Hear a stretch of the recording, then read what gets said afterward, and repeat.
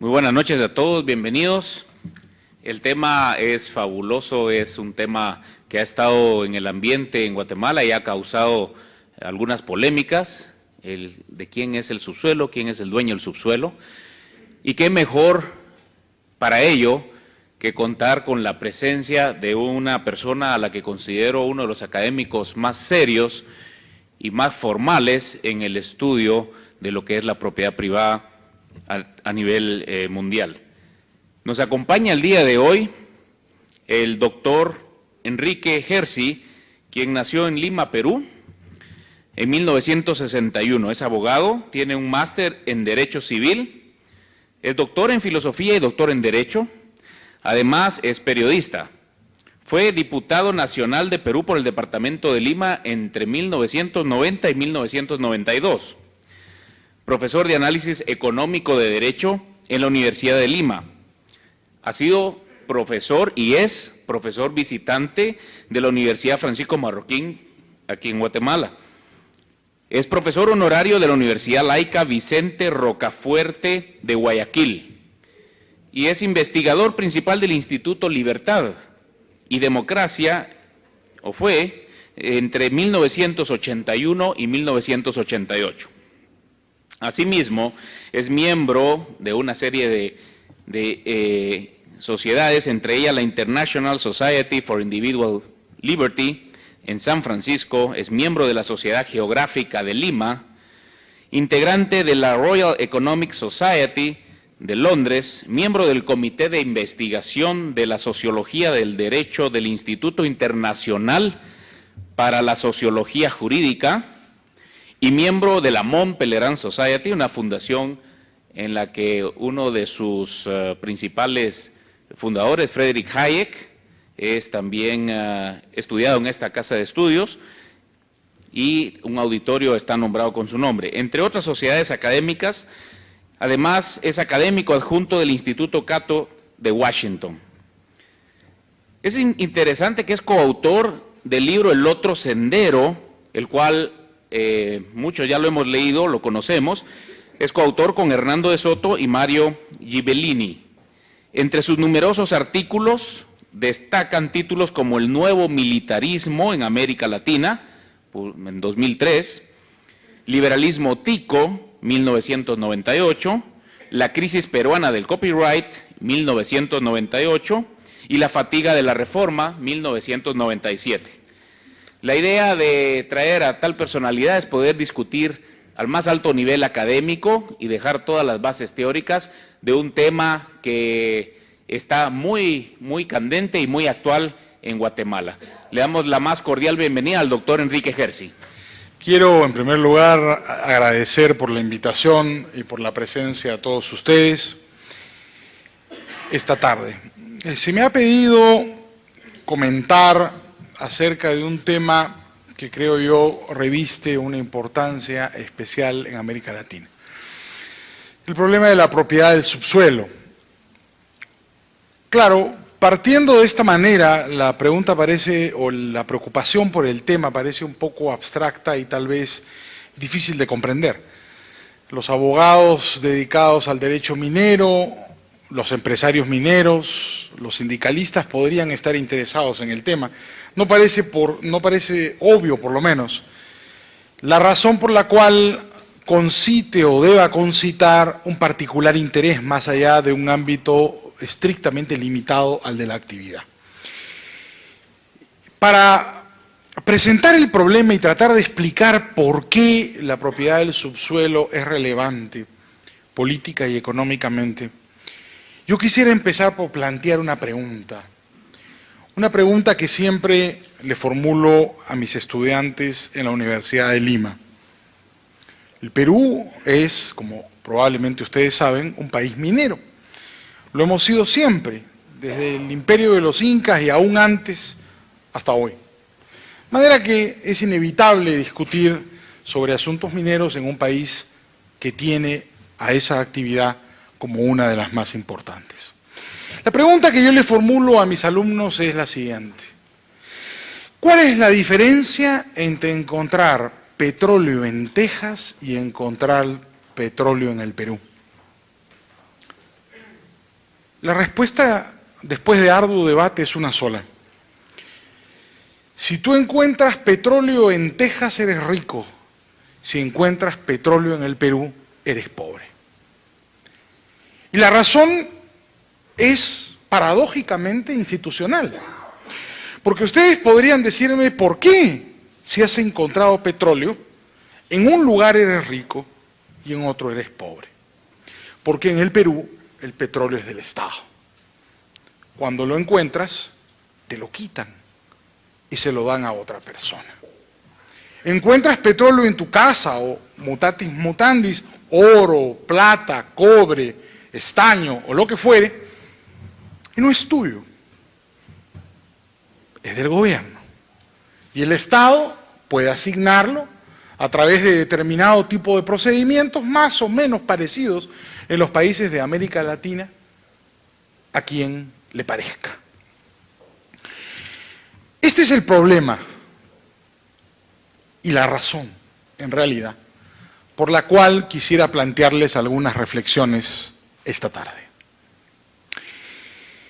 En América Latina, puedo equivocarme en el caso de Guatemala, y si bien vengo con alguna frecuencia a fatigar la cordialidad de su presencia con mis discursos, y no soy un experto en derecho guatemalteco, pero me da la impresión que en Guatemala también y en el Perú, la legislación en materia minera es bastante parecida, ¿por qué no decirlo igual?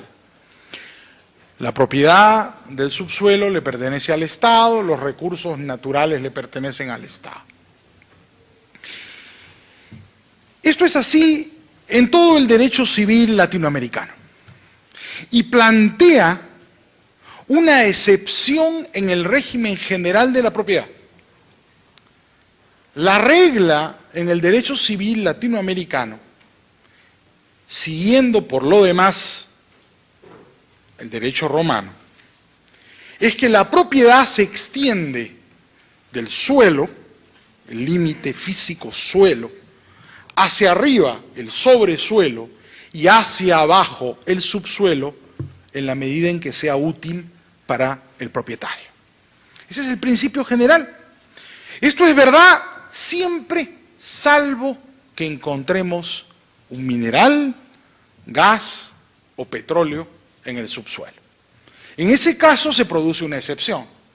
Yo soy dueño del sobresuelo, del suelo y del subsuelo, a menos que se encuentre algún recurso natural, en este caso un mineral, metal o no metálico, gas o petróleo en él, en cuyo caso el subsuelo le pertenece al Estado.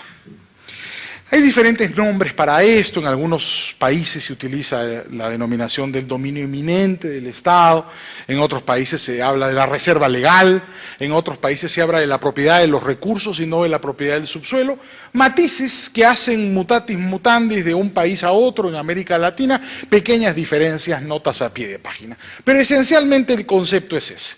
El régimen general de la propiedad es, sin embargo, el de respetar la propiedad del subsuelo. Solo excepcionalmente las personas dejan de ser propietarios del subsuelo, cuando el subsuelo contiene alguna riqueza mineral. Cuando no la tiene, es nuestro. Cuando la tiene, el gobierno nos la expropia. Es decir, en las ciudades, ustedes son dueños del subsuelo y del sobresuelo. Si no, miran todos los edificios que pueblan Guatemala. El dueño del suelo construye un edificio y ya está. El principio de accesión, le llaman a eso. Los abogados, los profesores de derechos reales. Igual, si quieres hacer un sótano porque conviene a tu familia o a ti o a tu empresa, construyes el sótano, el segundo sótano, el tercer sótano, el cuarto sótano, lo que fuere necesario para la utilidad del propietario. Nadie tiene duda. El problema se plantea cuando el subsuelo tiene una relevancia económica porque contiene minerales, metales, petróleo o gas, en cuyo caso se convierte automáticamente en propiedad estatal. Esta regla del derecho latinoamericano es una reminiscencia del derecho indiano. En un magnífico trabajo del empresario petrolero argentino y gran liberal, miembro de Montpelier Society, Guillermo Yates, Billy Yates, se llama El robo del subsuelo. Él hace un recuento histórico de la genealogía de la propiedad estatal del subsuelo. Aparentemente, la regla de que la propiedad del subsuelo era de origen estatal proviene de alguna manera del derecho indiano. El derecho indiano era aquella parte del derecho castellano aplicable a América, a las Indias. El derecho castellano, aparentemente, por lo que he podido estudiar, tiene normas discrepantes, o si no discrepantes, no existe unanimidad en el derecho castellano respecto a la propiedad del subsuelo. En un trabajo muy importante que llevó a cabo el profesor Luis Echecopar en el Perú, a raíz del juicio de expropiación de la International Petroleum Company, preparó un importante ensayo respecto a la propiedad del subsuelo. En este trabajo, el profesor Echecopar, distinguido abogado peruano-español, dueño de una importante oficina de abogados en Madrid y profesor de Derecho tanto en Madrid como en Lima, establece que, por ejemplo, en el viejo derecho castellano, había propiedad del subsuelo siempre y cuando no se tratara ni de minas de carbón ni de hierro. Y la explicación parece haber sido una suerte de reserva militar que el rey de Castilla, en algún momento, que la corona de Castilla mantuvo para sí.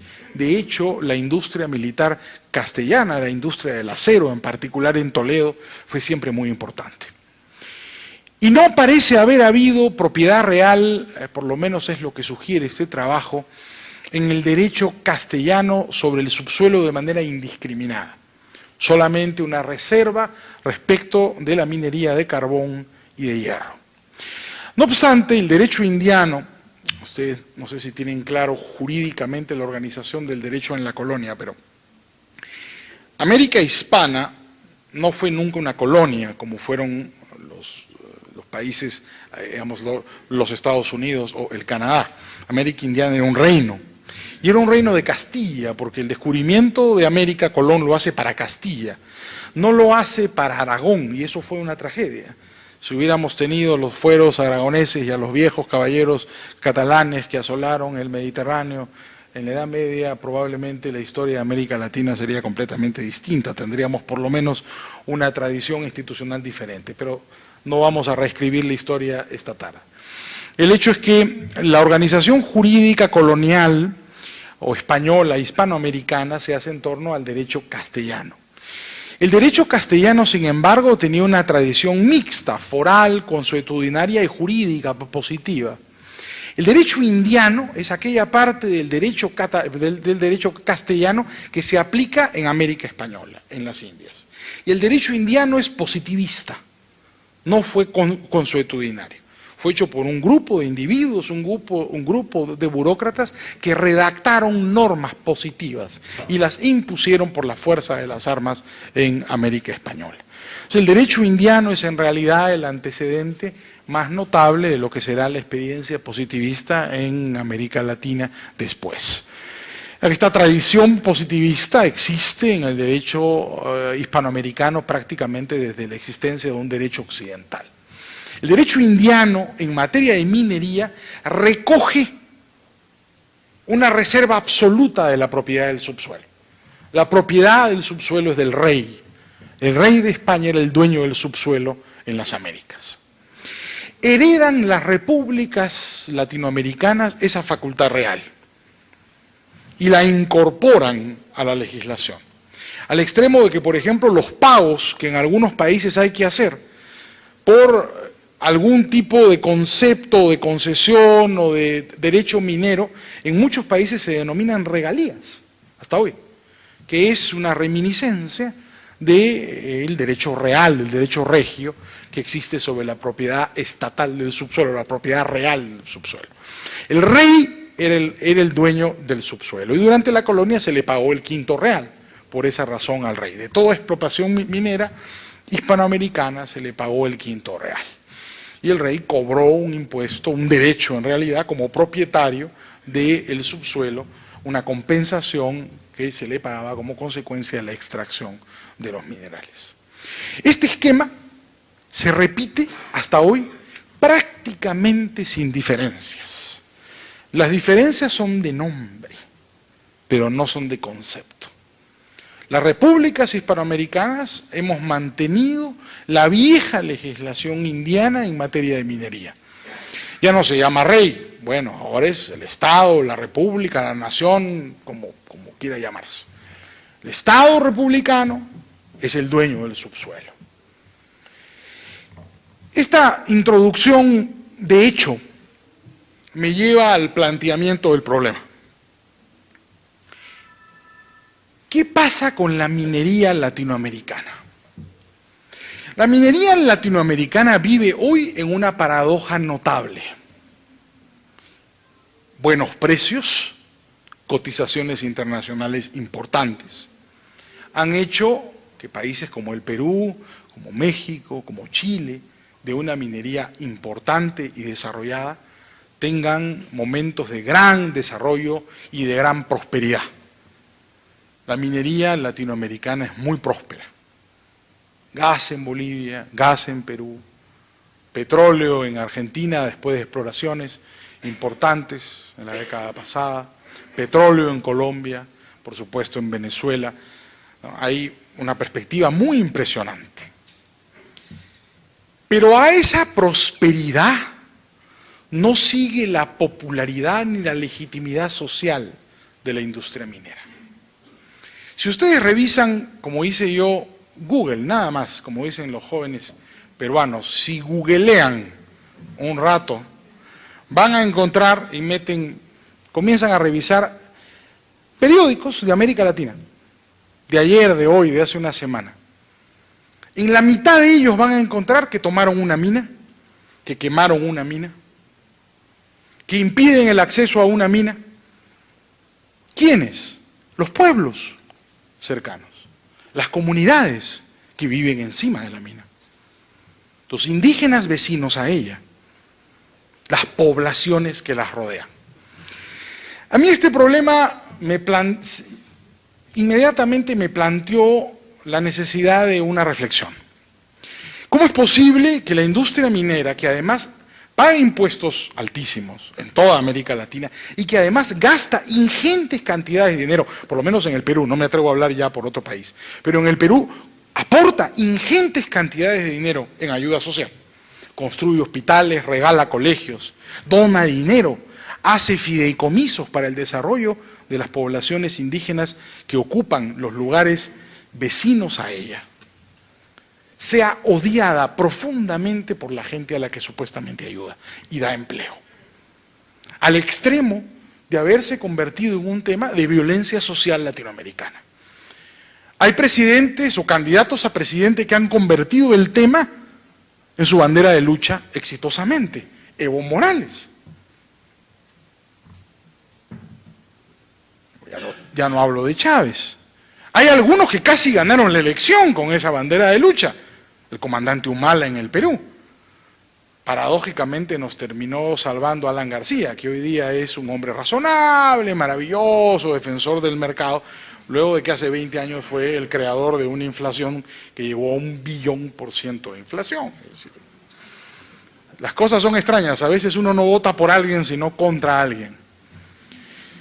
Y también se puede ganar una elección siendo candidato contra alguien. Y García ha demostrado, ya algún día podremos hablar de eso si hacemos una discusión de ciencia política, que uno puede ganar una elección diciendo exactamente lo mismo 20 años después. Es decir, ¿por qué? Es muy interesante desde el punto de vista del public choice. Permítame un brevísimo excurso, no puedo ceder a la tentación de hacer el comentario.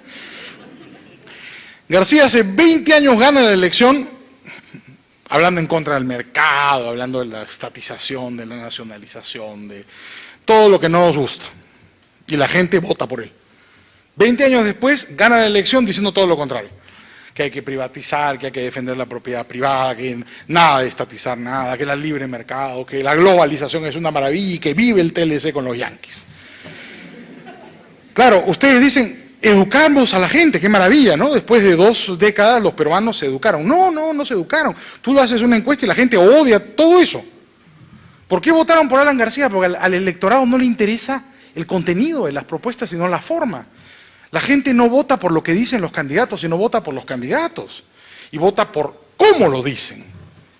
Es muy famosa un caso de José María Velasco Ibarra en el Ecuador. Velasco Ibarra fue un demagogo maravilloso, al que se le atribuye haber dicho una vez: denme un balcón y seré presidente, cosa que logró 6 veces en la historia de Ecuador. Nunca acabó un gobierno porque lo echaban siempre. Entre las cosas maravillosas que tenía Velasco Ibarra es que odiaba a la gente. Era un tipo que concitaba a multitudes y tiraba discursos y la gente lo aplaudía, pero él los odiaba, él despreciaba a la gente. Y cuenta un amigo, no sé si será verdad o una chanza de este amigo, pero dice que Velasco Ibarra era profesor de griego y de latín. Entonces le hablaba a este amigo mío en un meeting y se tiraba un discurso y los indios lo aplaudían, encantados. Se voltea donde mi amigo me dice: no entienden nada de lo que les digo, espérate. Y se tiró una frase en latín y lo aplaudieron más. Se voltea y le dice a mi amigo: ¿ves? No saben nada, les importa un pepino lo que dices. Solo importa cómo lo dices. Bueno, Alan García es una prueba de eso, ¿eh? Es decir, nadie escuchó a García la otra vez ni ahora. Simplemente es cuestión de cómo lo dices. Regresando al tema, con pequeñas variaciones, la estructura institucional del derecho de propiedad minera es esencialmente la misma. Pero con pequeñas variaciones, la paradoja existe en toda América Latina. Gran riqueza, gran prosperidad. Probablemente las únicas empresas latinoamericanas que pertenecen al primer mundo son las empresas mineras latinoamericanas. Hay empresas mineras chilenas, hay empresas mineras mexicanas, hay empresas mineras peruanas listadas en la Bolsa de Londres, en la Bolsa de Nueva York, que pertenecen al mundo desarrollado abiertamente. Y son profundamente impopulares, la gente los odia, les toman las minas, los queman, los quieren matar. ¿Por qué? Bueno, la teoría lo que sostiene es algo muy sencillo. La teoría, por lo menos la teoría liberal que compartimos, sostiene que ahí donde hay violencia es porque hay indefinición del derecho de propiedad. Y que ahí donde existe conflictos sociales porque existe una indefinición o una incorrecta definición de los derechos de propiedad. Es previsible que ahí donde hay escenarios de violencia social, lo que haya realmente sea un problema de derecho de propiedad. Ustedes examinen cualquier problema de violencia social. La toma de tierras, por ejemplo, en el nordeste de Brasil, es consecuencia de la falta de propiedad agraria en el Brasil, como lo fue en el Perú en algún momento. La violencia en los estadios. La gente no tiene claro por qué hay violencia en los estadios de fútbol, ¿no? Los hooligans, la vara brava que queman los estadios. Es un problema de derechos de propiedad. En el fútbol no hay derechos de propiedad establecidos. Los clubes de fútbol son organizaciones de personas, no organizaciones de capitales. Son como los sindicatos. Entonces, ¿por qué hay violencia en los clubes de fútbol y no hay violencia en los clubes de béisbol, o violencia en los clubes de rugby, o violencia en los clubes de hockey, o violencia en los clubes de básquet? O violencia en los hipódromos, donde se gana y se pierde tanta plata. Porque en los hipódromos, en los clubes de básquet, en los clubes de béisbol, en los clubes de rugby, hay dueños que son dueños del negocio. En el fútbol nadie es dueño del negocio. Por consiguiente, como nadie es dueño del negocio, se produce violencia. Se produce un fenómeno que conocemos en teoría económica, llamado el fenómeno del free riding, el fenómeno del polizonte, en el cual, si pierdes en la cancha de fútbol, ganas a patadas. Bueno, exactamente igual. En el caso de la propiedad minera, lo que hay, y esa es la razón por la que existe violencia, es mi tesis, permítame compartir con ustedes esta tesis, es porque la propiedad está escindida y el propietario del suelo, los indígenas, las comunidades, los pueblos más pobres del Perú y de América Latina, no son los dueños del subsuelo. Esa gente es violenta, rechaza la minería y la rechazará siempre en la medida en que no es la propietaria del subsuelo. Al ser propietario del subsuelo el Estado y al poder dar en concesión el Estado el derecho a explotar la minería, lo que produce el recurso minero es una expropiación. Yo estoy arriba, soy un indio milenario de los Andes, con mi llamita, viviendo en la prehistoria. abajo hay oro. Viene el gobierno y se lo da, no digamos ningún nombre de ninguna empresa, a X. ¿Qué me hizo? Me robó. Claro que me robó. No nos equivoquemos. Se lo dio a otro. ¿Ese otro qué hace? Claro, me regala pues algo de caridad o de dádiva. Yo no quiero caridad o dádiva. Yo quiero que me lo devuelvan. Por último, quiero que no lo exploten, pues tengo derecho. Claro, por supuesto, me quiero sentar encima. Ese es mi problema si me quiero sentar encima. Claro, la teoría lo que sugiere es que si tú eres el dueño y te vas a beneficiar de las consecuencias de tu propiedad, no te vas a sentar encima. Lo explotarás, lo venderás, lo arrendarás o sacarás mucha plata. Y humanos somos todos, de manera que simplemente la gente se siente encima porque no se beneficia de las consecuencias de la explotación. Y quema las minas porque no se beneficia de las consecuencias de la explotación. Entonces, lo que se produce es una expropiación, en la cual el propietario del suelo no es propietario del subsuelo. Y los indios milenarios de América Latina, la nación maya, la nación quechua, los aymaras, probablemente estarían entre los más ricos del mundo. Y son los más pobres del mundo, o están entre los más pobres del mundo, porque no son dueños del subsuelo. Les voy a poner el ejemplo de una zona del Perú. En el Perú hay una gran riqueza minera, hay un pueblito pobrísimo en el departamento de Apurímac, se llama Las Bambas. En Las Bambas hay reservas de oro y de plata por 65.000 millones de dólares, enterradas en la tierra. En el suelo vive una comunidad de 50 familias. El Estado ha dado en concesión la explotación de las Bambas a una empresa minera muy importante. No se le ha dado ni le ha reconocido el derecho de propiedad a los propietarios del suelo. La empresa minera que ha llegado se ha sentido, ha cumplido con la ley además, y ha dado un aporte social, como se llama. Y han constituido un fideicomiso de 50 millones de dólares para ayudar a estas familias que están en la prehistoria. ¿Y los 65.000 restantes dónde están? ¿Por qué 50 millones? Si ellos son dueños de esa tierra. Que sean socios de los indios de los Andes, que les alquilen a los indios de América Latina. ¿Por qué les tienen que dar una caridad, una dádiva? La caridad es desdeñosa. El hombre de los Andes, por lo menos, es un hombre arrogante. No le gusta que le regalen, porque hay un desprecio implícito en ese tipo de acto de caridad. Quema la mina, pues. Ya está. Ni para ti ni para mí. Blanquito, tú creías que te ibas a llevar el oro, no lo vas a sacar. Y no lo sacan. Y no hay gobierno que pueda garantizarle a ninguna empresa minera hacer una explotación contra la voluntad del pueblo que está encima. Entonces yo me pregunto, ¿quién es el dueño? Cuando planteé esta tesis en el Perú y sostuve que había que privatizar el subsuelo, entregándolo en propiedad a los propietarios del suelo, y que ese era el acto de justicia social, si tal cosa existe, más claro que yo podía entender en la economía peruana, inmediatamente se produjo una reacción. Y lo que me llamó a mí de sorpresa fue cómo reaccionaron. Me llamó el comandante Humala para que le mande el proyecto de ley. Y los tipos de la sociedad de minería, muchos de ellos mis clientes, yo soy abogado ejerciente, se molestaron conmigo y me quitaron la palabra. Yo pensé que iba a ser al revés, se lo digo con toda sinceridad. Yo pensé que los empresarios mineros iban a decir, fantástico, al fin a alguien se le ocurrió una solución. No, ellos prefieren contratar a unos sociólogos y antropólogos de izquierda, viejos guerrilleros de Sendero Luminoso, que les venden el cuento de que de esa manera ellos van a controlar las comunidades y que no se preocupen que los 50 millones se los pongan a un banquero amigo de ellos que le dan una comisión. Y nunca llega la plata al pueblo. Se queda en una burocracia en el camino, coimean al ministro, ya está, entonces todos son felices, sonríen. Claro, nunca pueden explotar la mina porque se la queman, pues. Entonces, claro, curiosamente fue la izquierda a la que le gustó lo que yo dije, probablemente por las malas razones, no importa. ¿No? Como decía en la mañana, ¿no? Citando al viejo Vico, homo non intelligendo fit omnia, los hombres hacen las cosas sin saber por qué las hacen. Si las hacen por malas razones y son buenas, ¿qué nos importa, no? Si la revolución la van a hacer estos y no saben que al difundir universalmente la propiedad crearon su propia destrucción, enhorabuena que lo hagan. Pero lo curioso fue que los hombres de empresa no les gustó.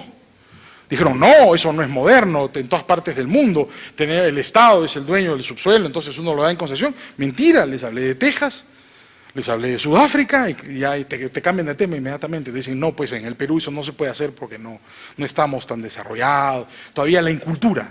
¿Cómo le vas a dar esa plata, ese oro, el gas, el petróleo a esa gente ignorante, inculta? Van a caer en manos de los curas que se van a llevar todo. Oye, a mí no me importa en manos de quién caen, sean los cristianos, los curas, no importa lo que la teoría dice. En primer lugar, gente muy desconfiada, ¿eh? Y no son tontos, no debemos presumir que la gente es tonta, ni que la gente actúe irracionalmente. No, la gente desconfiada sabe lo que le conviene si es que va a beneficiarse de las consecuencias de su trabajo. Si no se va a beneficiar de las consecuencias de su trabajo, a nadie le importa nada, y todos tienen comportamientos antisociales. Entonces, la reflexión que quería compartir con ustedes es la siguiente.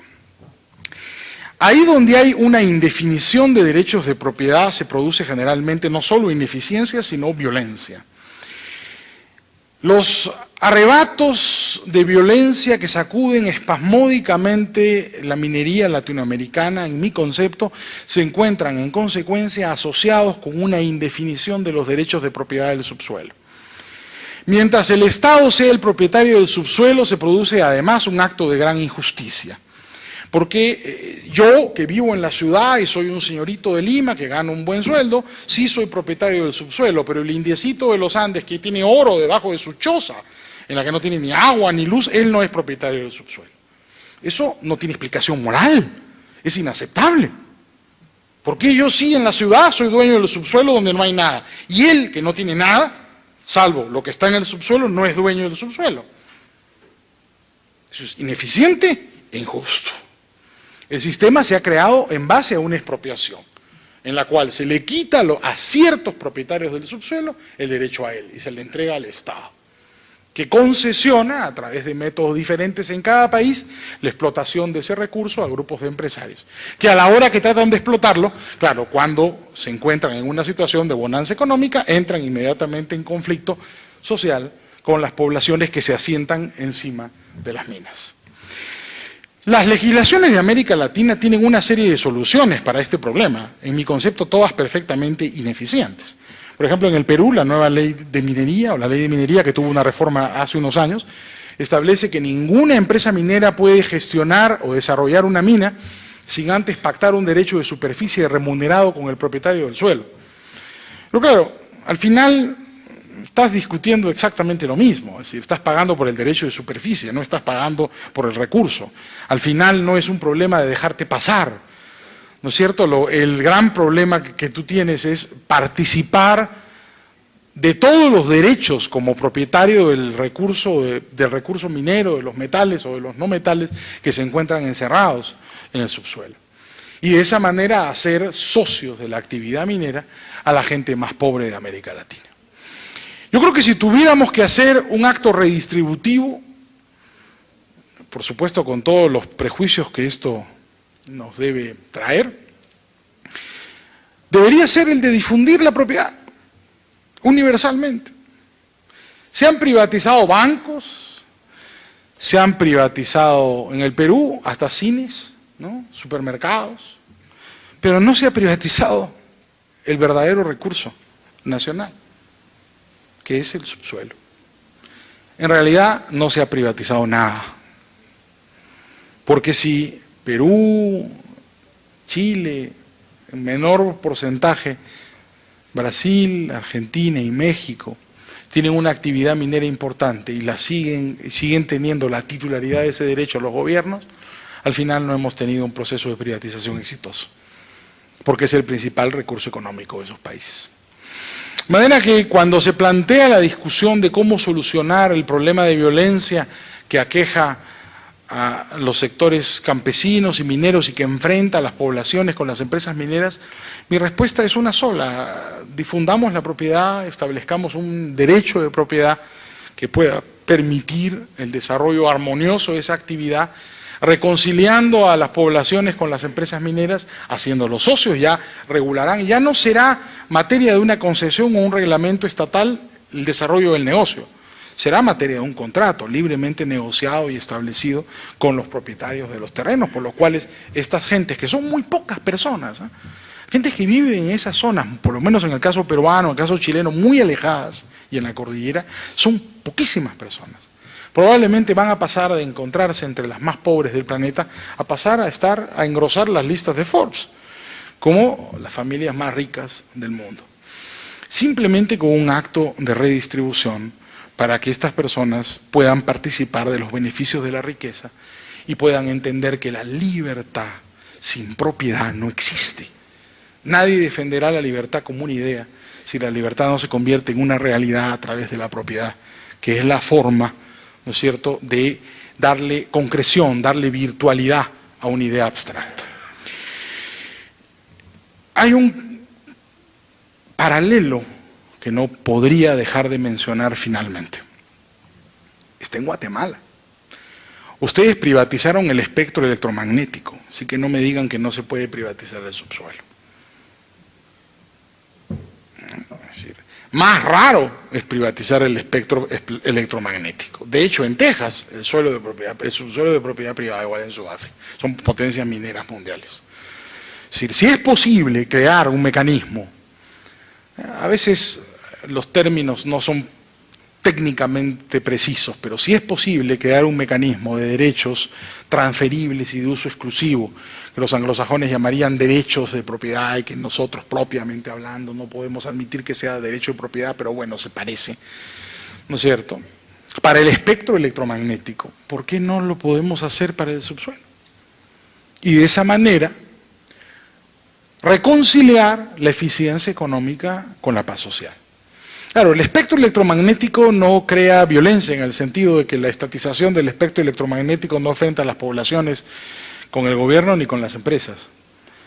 La minería, lamentablemente sí, porque se trata de un problema físico del control de un territorio.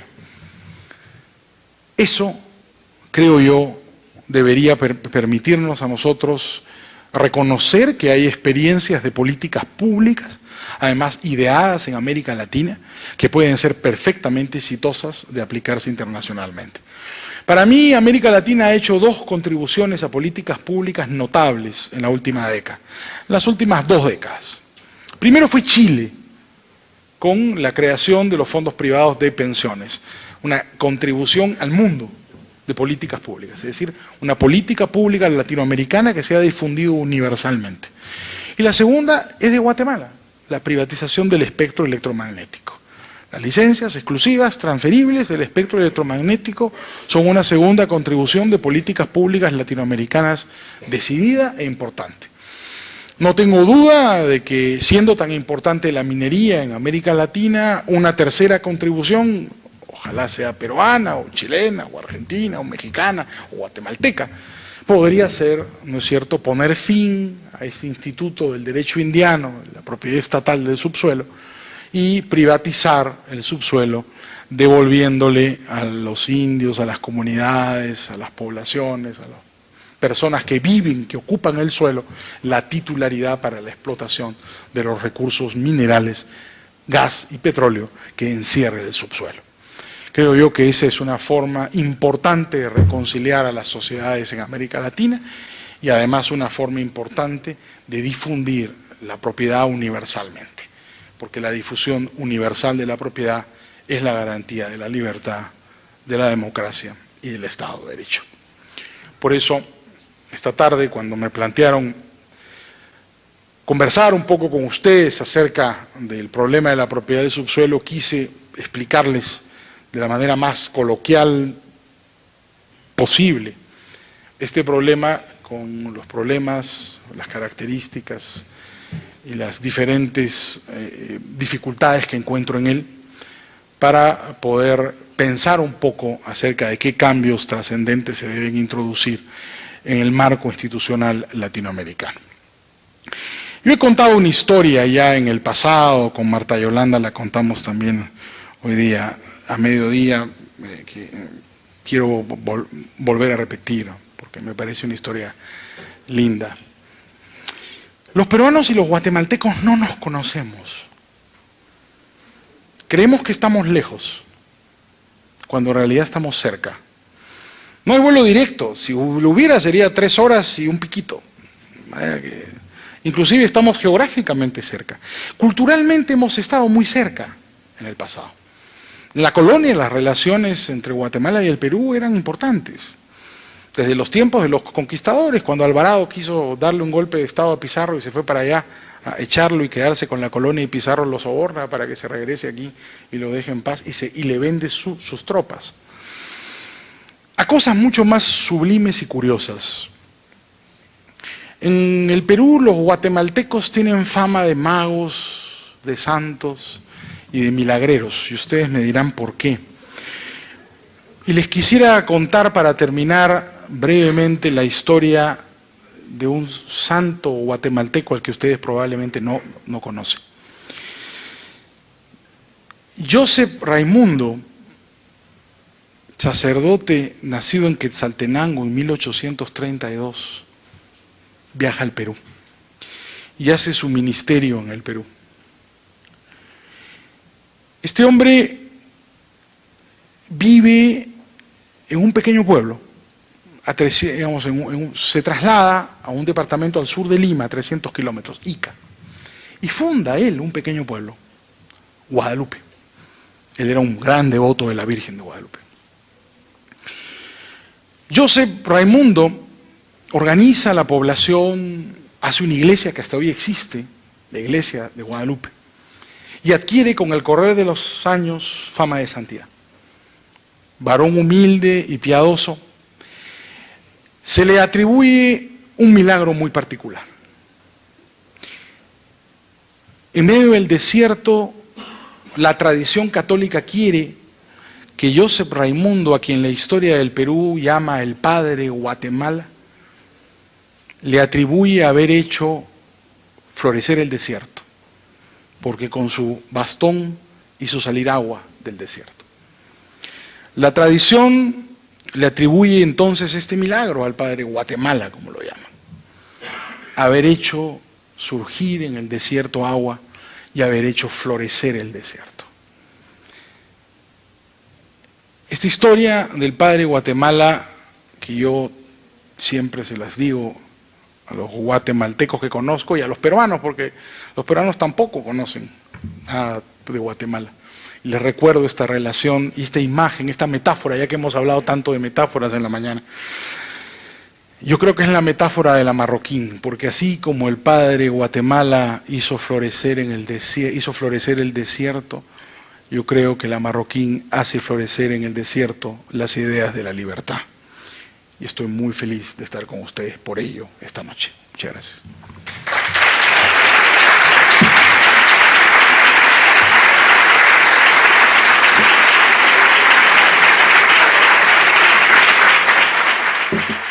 Quería preguntarle, pensando desde un punto de vista práctico, debido a que la propiedad en Guatemala, y supongo que en el Perú pudiera ser igual, es en muchos casos comunitaria, el proceder a una privatización no podría causar el mismo efecto, solo que en un grupo más reducido, o sea, la misma indefinición de propiedad y la misma violencia social.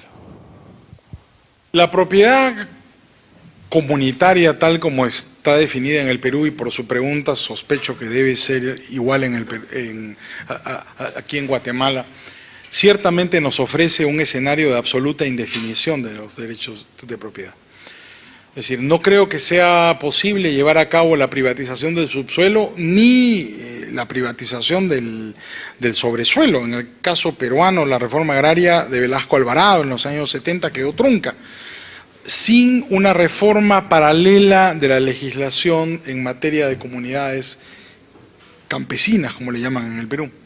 Porque claro, mantener, como en el caso peruano, la inembargabilidad, la intransferibilidad y el carácter inalienable de la propiedad de las comunidades, sencillamente la saca del comercio e impide cualquier tipo de desarrollo. Lo que ocurre en esos casos son procesos de informalidad que son aún más terribles, porque informalmente las comunidades se parcelan, informalmente se compran y se venden. Conozco casos, por ejemplo, en el Perú absolutamente fascinantes, no relativos a explotación minera, pero por ejemplo sí relativos a explotación agrícola. La manera como vende la comunidad, porque siempre es posible para los abogados inventar alguna triquiñuela, se los garantizo yo que me dedico a eso. La manera como una comunidad transfiere un bien que no puede transferir porque está prohibida, es porque renuncian todos los comuneros a la comunidad y admiten como nuevos comuneros a los compradores. ¿Te das cuenta? Entonces entran 5 personas que son los nuevos compradores de esa tierra, renuncian todos los otros y ya te quedaste tú con comunidad y todo. Un poco como cuando se venden las acciones de la compañía y no se venden los bienes de la compañía. Pero claro, esas son fórmulas absolutamente ineficientes. Yo creo en la libre transferencia, en el desarrollo de una propiedad como tal, y no en fórmulas limitadas, sin derechos de transferencia, sin propiedad exclusiva, sin transferibilidad. Eso es absolutamente ineficiente. Entonces, cualquier reforma de la propiedad tendría que suponer la existencia de titularidades sobre los derechos mineros que fueran libremente transferibles y de uso exclusivo, porque de otra manera, efectivamente, estaríamos solo bajando de grado el problema y probablemente complicándolo más. Estoy de acuerdo con usted.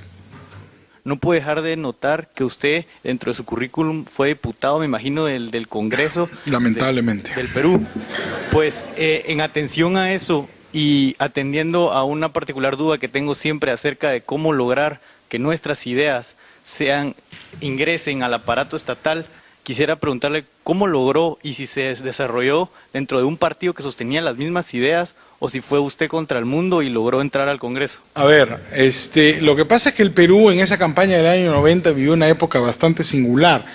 Vargas Llosa fue candidato, yo salí elegido como diputado por Lima en el partido de Vargas Llosa. Y claro, la candidatura de Vargas Llosa se basó en una propaganda liberal totalmente abierta y absolutamente sin límites. Se hizo una propaganda muy ideologizada. Como era previsible, perdimos estrepitosamente las elecciones. Yo quedé atrapado en el Congreso con un puñado más de liberales hasta que felizmente el chino Fujimori disolvió el Congreso y me liberó de semejante carga. Por supuesto, a partir de ahí nunca más me volví a presentar al Congreso. Yo he llegado a una conclusión. Claro, cada persona tiene su talento, ¿no? Y hay algunas personas que tienen una vocación política sincera. Yo no menosprecio, ni minusvaloro, ni desdeño ese esfuerzo. Es un esfuerzo importante. Yo reconozco no tener talento para eso. Creo que también se contribuye mucho fijando la agenda pública de las discusiones, y en ese tema el periodismo, las universidades, los debates de tipo académico son muy importantes, porque generalmente los políticos no crean ideas, siguen ideas, ¿no? Los americanos dicen que los políticos son followers. Los políticos siguen las ideas de otros, ¿no? Entonces, generalmente las identifican, las malogran a veces no, hay políticos con talento, pero las simplifican, elaboran ahí un discurso electoral y se lanzan, ¿no? Entonces, claro, el que tenga una vocación auténtica, vaya para adelante, y si puede y lo consigue, enhorabuena, no nos podremos quejar, pero en general también se puede contribuir muy activamente produciendo la agenda, ¿no? Institutos de política pública, con recomendaciones de política pública, el debate. Para mí el debate es muy importante, ¿no? Creo que el debate debe darse en medios de comunicación y a nivel académico. En el caso peruano es muy curioso, pero han sido libros con un contenido ideológico los que han cambiado la agenda política del Perú en los últimos 100 años. Determinados libros publicados en determinado momento, de tirajes relativamente cortos, han sido de una importancia cenital para la historia del Perú, ¿no? Me refiero en particular a los 7 ensayos de José Carlos Mariátegui, que crea toda la marea socialista del siglo XX. Es un libro cuya primera edición tiene 1000 ejemplares y cambia la historia del Perú durante el siglo XX, ¿no? Entonces, la fuerza de las ideas es gigante, es enorme. Y ahí también se puede, y yo creo se debe, librar prioritariamente esta lucha, porque como te digo, a veces la revolución la hace gente de izquierda, la revolución liberal en Nueva Zelanda la hace el Partido Laborista, no la hace, digamos, los conservadores. Entonces, en realidad no importa quién la hace, lo que importa es que la haga, y de preferencia que la hagan bien, porque si no nos echan la culpa, ¿no? Es el caso de Menem. Hoy día dicen que Menem fue neoliberal y nos echan la culpa a los liberales. Primero que no sé qué es eso de neoliberal, y en segundo lugar que tiene que ver Menem, por Dios, con las ideas liberales, pero claro, dicen, no, ese era, pues ya está, liberales, todos tienen la culpa. ¿No? Pero son parte de los trucos del debate político, ¿no? Su propuesta bien básica es que el que puede demostrar derechos de propiedad sobre el suelo tenga los derechos de propiedad sobre el subsuelo. Eso en Latinoamérica, como usted dijo, no es extraño, ¿verdad? No tenemos ningún país bajo ese régimen. Los estados constitucionalmente son dueños del subsuelo. Y por último, mencionó usted la posibilidad, poniendo el ejemplo paralelo de las frecuencias de telefonía, por las bandas de telefonía o las frecuencias de radio, que también en Guatemala están bajo el mismo sistema. ¿Ha pensado usted en la posibilidad de generar una mesa, o no sé, una bolsa o un mercado también de proponer de derechos, así como hay en radio, ¿verdad?, de títulos de usufructo, siendo los propietarios del suelo, el subsuelo, un mercado, por ejemplo, de usufructo, de títulos de usufructo para por ejemplo, petróleo? La idea más grande sería, lo más probable sería como lo de Texas, ¿verdad?, donde el suelo, quien es dueño del suelo es del subsuelo, pero un punto medio que podría ser aceptado en esto, como fue aceptado lo de la radio aquí o lo de la telefonía en cierto momento, títulos de usufructo, por ejemplo, a nivel de subsuelo. Tal vez podría ser, como dicen los americanos, un second best, es cuestión de discutirlo. En todo caso, con las características que ha señalado el señor, porque sea por usufructo o por cualquier vía, si la propiedad comunal se mantiene con las rigideces legales que tiene en América Latina, no llegamos lejos. Creo que la reforma tiene que ser integral. Yo soy un partidario de la propiedad privada, en este caso, más abierta, por una razón. En el tema electromagnético hay una dificultad física, ¿no? La onda electromagnética es inaprehensible, ¿no? ¿Dónde está? ¿No? En cambio, el subsuelo es lo más físico que existe, es un pedazo de tierra que está debajo de la mía.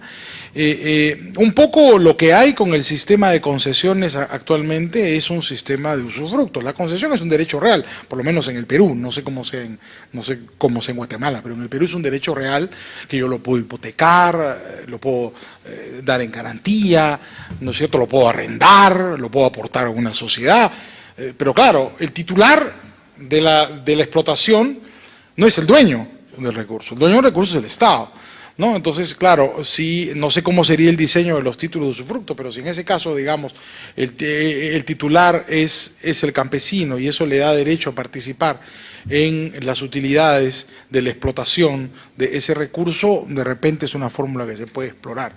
No lo sé, pero en todo caso creo que es un punto importante de debate, tratar de definir con mayor eficiencia los derechos sobre el subsuelo, ya que este sistema de comunes, que en la práctica es el que hay, solamente produce ineficiencia y violencia. Hay algo en el Perú que no sé si existe aquí en Guatemala, pero por ejemplo en el Perú están habiendo ahora con el alto precio del oro. El Perú es un país, un productor de oro muy, muy importante, es el tercer productor de oro en el mundo y lo ha sido siempre, ¿no? ¿Qué cosa está ocurriendo? Por ejemplo, hay gente que invade minas, explotan, es decir, entran, no una persona o dos, 10.000, 20.000 personas. Hay una cordillera llena de oro al sur del Perú, en Nazca, una provincia, justamente en el departamento de Ica, el departamento del Padre Guatemala, que es una cordillera de oro que está totalmente saqueada por mineros informales, que por supuesto no le pagan impuestos a nadie, no hacen nada. Hay una gran producción de oro informal que es consecuencia de las invasiones de minas, así como las invasiones de terrenos, y es gente que va, explota la mina, por supuesto con grave riesgo para su salud, porque utilizan cianuro, ahí mismo lo tiran, contaminan gravemente, porque claro, con esa indefinición de derechos de propiedad se crea un grave problema ecológico y producen unos daños enormes, para ellos mismos inclusive. Entonces, claro, eso todo es una distorsión que es consecuencia también de una inadecuada estructura institucional. Creo que es indispensable sofisticar el sistema de la propiedad del subsuelo con algunos de los mecanismos que se sugieren. Buenas noches, soy minero y habemos aquí varios colegas, gracias por la invitación que se nos hizo llegar. Y desde cierta perspectiva parece muy tentador el planteamiento, porque pareciera que es más fácil entenderse con un propietario del suelo que con el Estado. O sea, lidiar con el Estado para el tema de las concesiones es también bastante complicado. Sin embargo, veo ciertos problemas en el planteamiento que me gustaría presentarle. Uno de ellos es que para identificar yacimientos mineros, realmente necesitamos los mineros explorar áreas muy grandes. O sea, los yacimientos mineros no son evidentes, es una actividad de muchísimo riesgo, con muchísima frecuencia se fracasa, la tasa de fracasos es bastante alta, por eso cuando alguien tiene éxito también hace bastante dinero. Hoy en día, para encontrar un buen proyecto de oro probablemente, o de metales como cobre, etcétera, tenemos que estar hablando de explorar áreas de 50 kilómetros cuadrados, para empezar con geoquímica de sedimentos en arroyos, después geoquímica de suelos, y ya con geología, mapeo, intentar identificar alguna estructura, finalmente perforarla y esperar que sea económico el yacimiento. El porcentaje de fracaso es elevadísimo. En la ley minera anterior que teníamos en Guatemala, para poder tener una concesión de exploración o una concesión de explotación, se requería el permiso de los dueños de la superficie. O sea que de alguna manera, no es exactamente la figura que usted plantea, pero de alguna manera al darle la facultad de tener que dar el permiso, pues en cierta forma lo estaban haciendo dueño. La realidad es que éramos el único país de Latinoamérica que no teníamos un proyecto minero importante.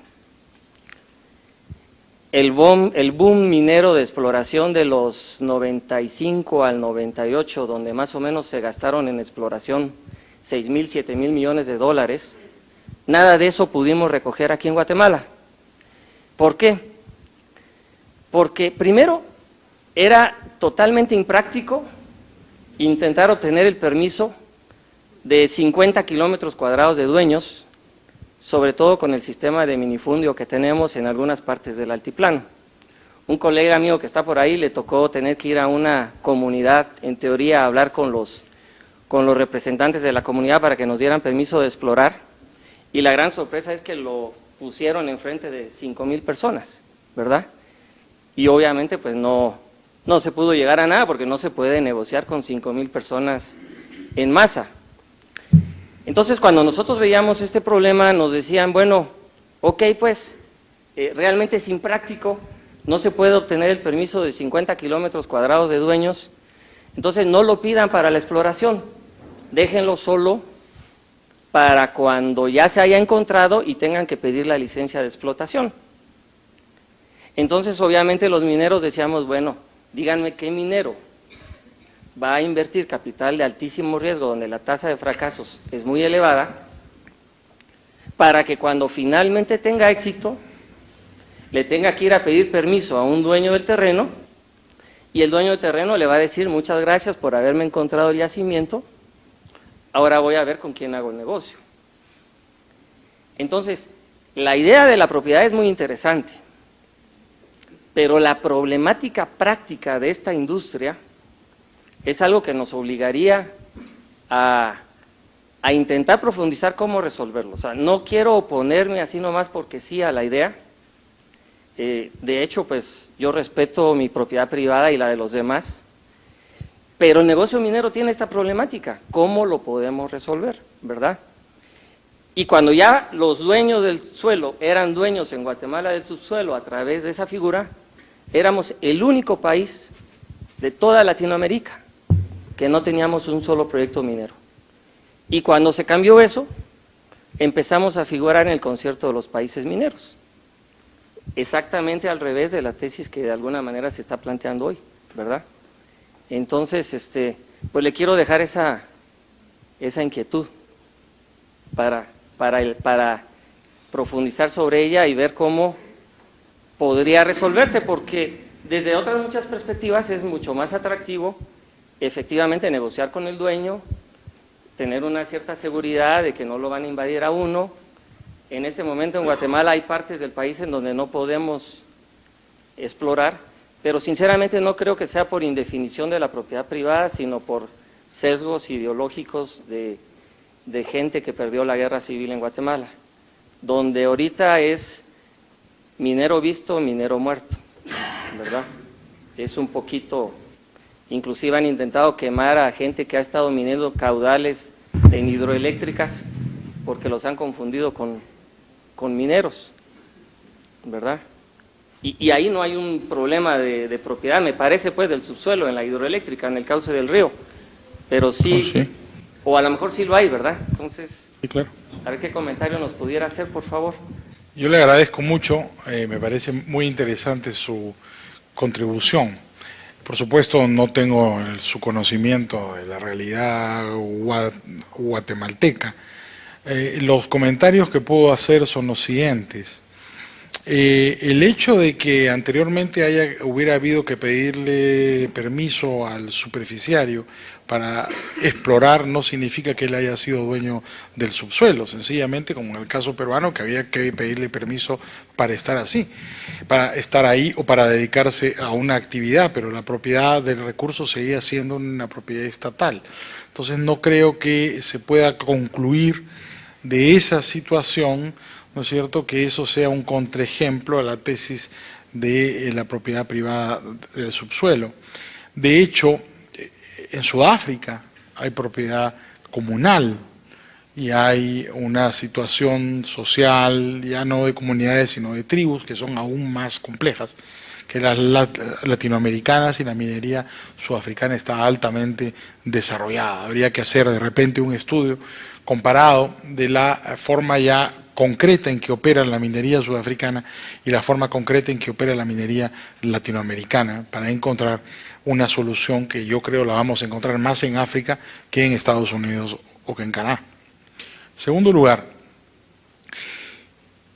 enemigos de la empresa privada siempre ha habido y habrá, pero que les hagan caso no depende de que haya enemigos, sino de que la prédica que tengan alcance cierto nivel de popularidad.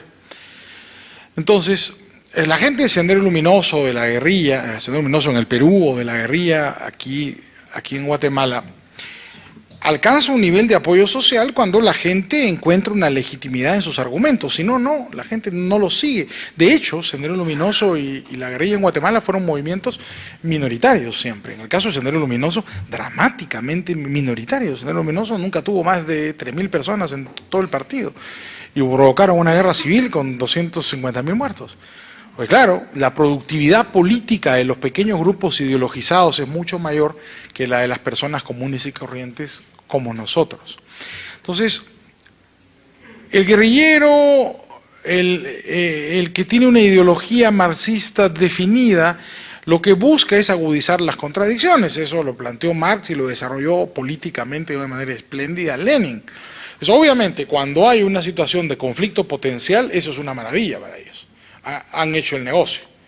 Entonces, identifican con gran habilidad situaciones de conflicto potencial y enfrentan a la población.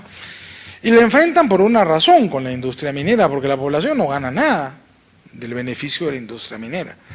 Y claro, en cambio, frente a la poesía revolucionaria o al cuento violentista que les plantean de otro lado los enemigos de las empresas, prestan prédica porque finalmente no tienen nada que perder. Es decir, al final es más sencillo oponerse, sencillamente porque no te vas a beneficiar del cambio de situación. Como la gente tiende por lo general a tener una naturaleza conservadora frente a la minería, adquiere esa actitud. Es curioso, pero la industria minera nunca tuvo buen predicamento, es decir, ahí aparentemente se asocia la minería con la idea de la violación, ¿no es cierto? Esta idea de que el minero, la actividad minera extrae de la tierra un producto, es la idea, ¿no es cierto?, algún tipo de violación sobre un orden natural. Eso lo explotan con gran inteligencia los grupos políticos. Hay una serie de mitos ancestrales que son además no solo explotados por los grupos políticos, sino también por los grupos religiosos, que encuentran ahí una forma de tener adeptos. Estos son hechos objetivos. Si no es por eso, será por alguna otra cosa. Lamentablemente, en este caso, desde mi punto de vista, la indefinición de los derechos de propiedad facilita ese trabajo. Porque si la gente se beneficiara, ¿no es cierto?, de alguna manera, como dirían los marxistas, de la renta minera, de la plusvalía de la minería, no serían cómplices de esa gente, porque por el contrario, se estarían perjudicando a sí mismos. Un poco la experiencia exitosa es la experiencia que Fujimori lleva a cabo. Yo no soy un admirador de Fujimori, pero creo que vale la pena que les cuente el caso en la reprivatización de los ingenios azucareros en el Perú. Velasco Alvarado, es decir, en el Perú hubo una industria azucarera muy importante durante siglos. Velasco Alvarado la expropia y se hace una reforma agraria con cooperativización forzosa de la propiedad agrícola. En teoría eran socios de las cooperativas los trabajadores de los ingenios. En realidad eran instituciones manejadas por los políticos que tenían el control de las cooperativas. Bueno, las cooperativas, hasta desde el año 68 que Velasco Alvarado estatiza, colectiviza la industria azucarera, hasta el año 97 que Fujimori la reprivatiza, era un desastre. Es decir, las industrias azucareras, de haber sido industrias modelos, exportadoras, el Perú productor importantísimo de azúcar, en algún momento el tercer o cuarto productor de azúcar del mundo, atrás de Cuba y Hawái, se convierte en un país importador de azúcar. Desaparece el negocio. Entonces, claro, había el mito de que era políticamente imposible quitarle a las cooperativas la propiedad de la tierra. ¿Cómo le vas a quitar a las cooperativas si las cooperativas eran de los trabajadores? Decían los políticos en esa época. ¿Cómo lo vas a hacer? Eso es imposible. Es decir, si ya es de ellos, no hay forma de que se los vayas a quitar para vendérselos a una empresa. No hay manera. El gobierno, con gran inteligencia, ¿qué hace? Convierte las cooperativas en sociedades anónimas y le entrega a la gente acciones de las cooperativas y las lista en bolsa y las capitaliza. El gobierno tiene que poner plata de su bolsillo. Pues de otra manera no hubiera funcionado. Y las lista en bolsa y ya está. Y la gente comienza a vender y a comprar sus acciones. El hecho es que hasta hoy los trabajadores de las industrias azucareras son importantes accionistas de las empresas reprivatizadas a través de un mecanismo en bolsa en el cual han ganado muchísimo dinero. Porque nuevamente la industria azucarera peruana, que ya está en manos de empresas transnacionales, todas ellas privadas, se ha vuelto una industria importantísima. Inclusive en el caso de un bien estatizado, entregado nominalmente a organizaciones cooperativas de tipo político, fue posible encontrar un mecanismo haciendo socia a la población que iba a recibir dinero de ese negocio para que respalde un proyecto de ese tipo. Yo creo que por ahí está el tema, es decir, hay que encontrar un mecanismo de política, hay que diseñar un mecanismo de política por el cual las personas, no las comunidades colectivas, porque serán como las cooperativas azucareras en el Perú, las personas reciban una participación económica, ¿no es cierto?, que las haga ser aliados de la empresa, que las haga ser socios de la empresa, no solamente verla con simpatía, sino formar parte de un respaldo social, darle legitimidad social a la minería, construyendo un sistema de derechos de propiedad participatorio. Creo que es una tarea de la máxima importancia política en América Latina. Por supuesto, todos los demás temas me encantaría poder tener una respuesta, pero claro, no la tengo y me encantaría poder seguir estudiando la materia para en algún momento poder contribuir con más detalle. Como el derecho de propiedad del suelo sí existe en Guatemala, aunque tengamos la concesión del Estado para entrar a explotar, sí tenemos que lograr la anuencia del propietario. O sea, la forma de no lograrla tendría que ser una posibilidad de una expropiación por causa de utilidad pública que solo puede hacer el Congreso de la República, y no existe hasta el momento ninguna experiencia, ni ningún minero se quiere meter en ese problema. Entonces, la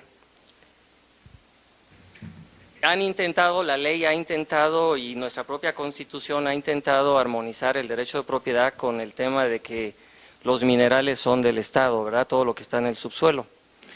Lo que los mineros hacemos es que cuando ya sí tenemos un indicio de dónde puede haber un potencial de encontrar un yacimiento, generalmente firmamos, previo a las inversiones finales, que son las más altas y las más riesgosas, intentamos hacer contratos de promesa de compraventa o de usufructo o de regalías o de participación con los dueños de la superficie para asegurarnos de que si encontramos algo, nos dejen trabajar, porque podemos tener la concesión del Estado, pero si no tenemos la anuencia del dueño de la superficie, no vamos a poder trabajar. Y de alguna manera, por experiencia propia, le puedo decir que hay todo tipo de contratos, depende de la habilidad obviamente del dueño del terreno, del minero. Se paga por una opción de compraventa donde se puede poner el precio de la tierra a 10 veces el valor comercial, o una participación de la venta bruta, etcétera. De manera que indirectamente sí se respeta el derecho de la propiedad del suelo. Lo que es bien interesante es que hay muchas partes del país en donde los dueños de la superficie, que tienen indicios de que son los dueños de donde va a estar el mineral, sí quieren que trabajemos. Y paradójicamente las comunidades que están alrededor, donde no está el mineral, son las que se oponen y hacen una presión social enorme sobre los dueños de la superficie, y en algunos casos la presión es tan grande que definitivamente los paraliza, y aún sabiendo que podrían darle la vuelta a su situación de pobreza y todo, no se animan a hacer alguna negociación con el minero, por la presión social que hace la gente que vive alrededor y que no es la dueña de donde están los minerales. Entonces también es una inquietud, una problemática adicional que le quiero contar, ¿verdad? Algunos de los colegas que están por aquí han recibido un apoyo muy decidido de los dueños de la superficie, pero la presión comunitaria, que en nuestro país es muy grande, el poder de la comunidad, tiene paralizados a los proyectos.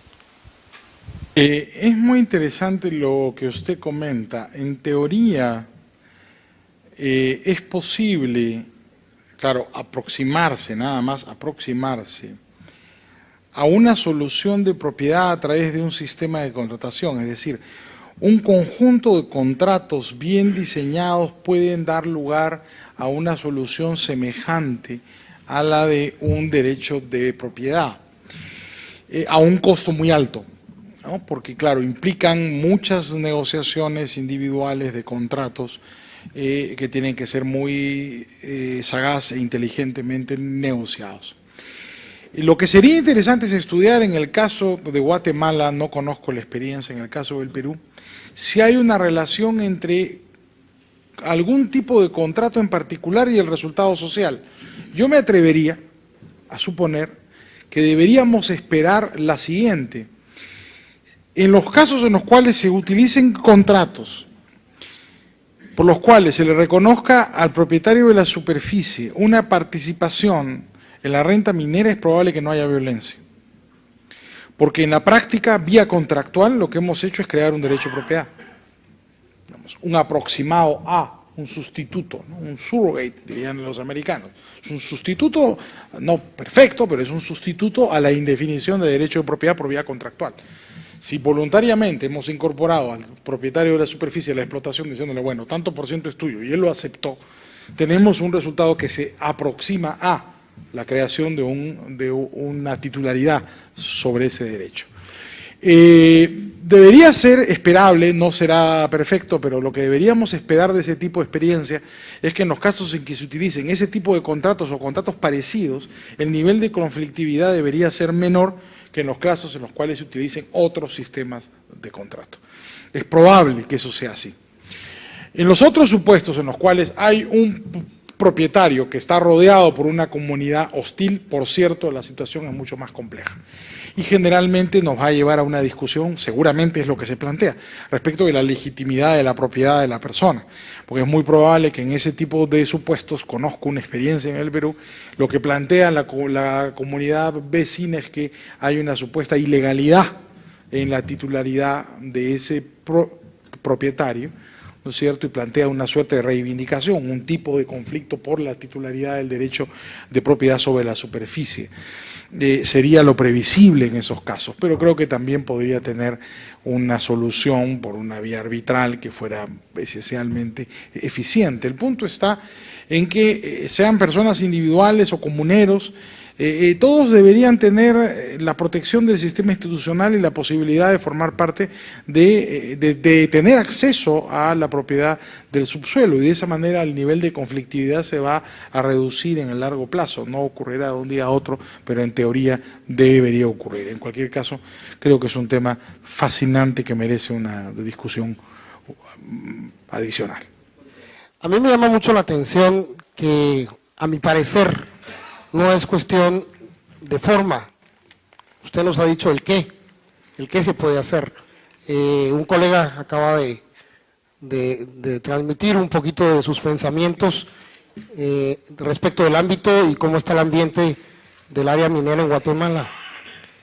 A mí me llama mucho la atención si usted nos pudiera ampliar o contar qué han hecho bajo el esquema o el tema del diálogo nacional, del respeto a la ley. Yo creo que en Guatemala tenemos muy buenas leyes, lo que pasa es que no se cumplen. No sé si igual sucede en el Perú, me imagino.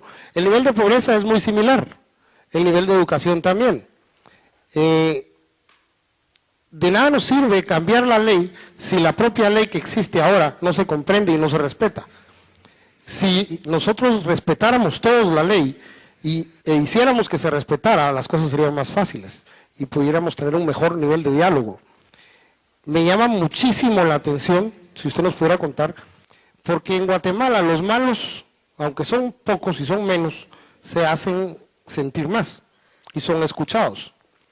Creo que en nuestras culturas, mucha de nuestra gente no es gente violenta, las hacen violentas los malos líderes y los pseudo líderes. Hay organizaciones ocupadas por desprestigiar a la industria minera, que son financiadas por entes extranjeros y que tienen mucha plata, y aunque tienen poca gente, pagan medios de comunicación, pagan pseudoestudios, pagan muchas cosas y sin ningún respaldo. Pero como son los malos y tienen los medios, se hacen escuchar. Como son los malos y tienen tiempo de ir a cambiar el esquema o la información, la poca información que les llega a las comunidades. Contra eso es bien difícil, porque esta mala información, esta mala influencia hace que las comunidades reaccionen sin ningún nivel de conocimiento, más que lo que les han transmitido. Y le repiten y le juran que lo que les dijeron es cierto, y lo toman como una verdad, y no es cierto.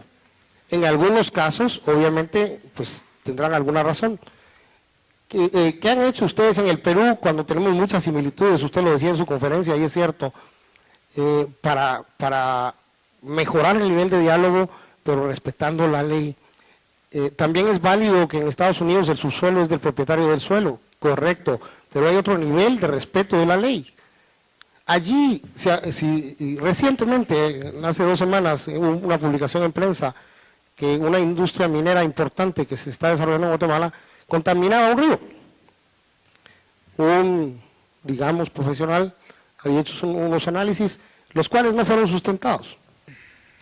Se hicieron otros análisis casi que inmediatamente por el nivel de importancia de la información, y no estoy seguro, solo le puedo repetir lo que leí, que el viceministro salió diciendo que no era cierto, respaldado con la Universidad Estatal, la Universidad de San Carlos de Guatemala. que para mí tiene mucho respeto. Entonces, si en Guatemala hiciéramos cumplir la ley y tuviéramos una legislación en donde el que dice algo lo tiene que respaldar o tiene que pagar por ello, pudiéramos mejorar el nivel de comunicación. Todo esto en torno a cómo, al cómo hacerlo. Al cómo hacerlo, que se respete el diálogo, al cómo responsabilizar a la gente que influencia la violencia y la falta de respeto a la ley. Porque esta es la gente que está bloqueando lo que la política del actual gobierno ha dicho como un motor de desarrollo, y es cierto. Guatemala es un país rico en minerales, pero si no los podemos explotar, nadie sale beneficiado. Gracias. A usted, el tema que plantea es ciertamente fascinante, pero requeriría una conferencia adicional y probablemente un curso. Pero unas breves palabras únicamente.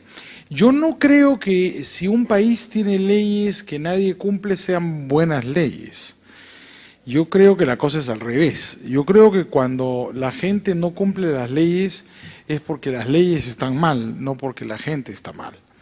Yo prefiero creer que se equivocan las leyes a pensar en que se equivocan las personas.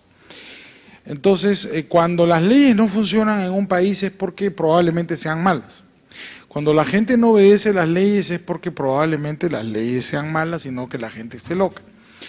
Entonces, creo que digamos, las cosas, como las plantearía yo, sería un poco al revés. Yo creo que en Perú y en Guatemala hay buena gente y malas leyes, ¿no? Entonces, la gran tragedia de América Latina en general es esa, ¿no? Digamos, leyes que han sido importadas de otros países, ¿no?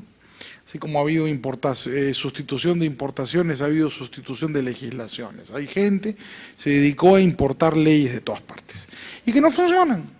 Yo siempre pongo el ejemplo de la legislación peruana, ¿no? No me atrevo a hablar de la guatemalteca, pero alguno de los jóvenes acá que estudian Derecho nos podrá decir si las cosas son iguales, ¿no? Pero, por ejemplo, en el Perú, el Código Penal de 1924 era el Código Penal suizo de 1900. ¿Ya? Alguien lo trajo y lo copió. Claro, solo le añadieron un capítulo, el capítulo de los indios. Porque claro, en la Confederación Helvética no había indios. El Código de Comercio peruano vigente hasta hoy, de 1898, de 1908, es el Código de Comercio español de 1898, con erratas y todo, porque el que se trajo en barco una edición del Código español, se trajo una edición con erratas, y reprodujeron hasta las erratas, que no las han salvado, así siguen vigentes. El Código Civil peruano de 1984 es el Código Civil italiano del 42. Digamos, un gran ejemplo, el Código de Mussolini, me parece un gran aporte a la cultura universal. La ley peruana de títulos valores es la ley peruana de títulos, es la ley española de títulos valores. La ley del mercado de valores peruana es la ley del mercado de valores español. La ley del defensor del pueblo peruano es la ley del defensor del pueblo español. La ley del Tribunal Constitucional peruano es la ley del Tribunal Constitucional español. Entonces, claro, hay gente que dice con gran ingenuidad, el Perú es una maravilla, acá no hay que cambiar ninguna ley. Tenemos el estándar legislativo de la Unión Europea. Claro, y nadie lo obedece. ¿Por qué? Con esto termino.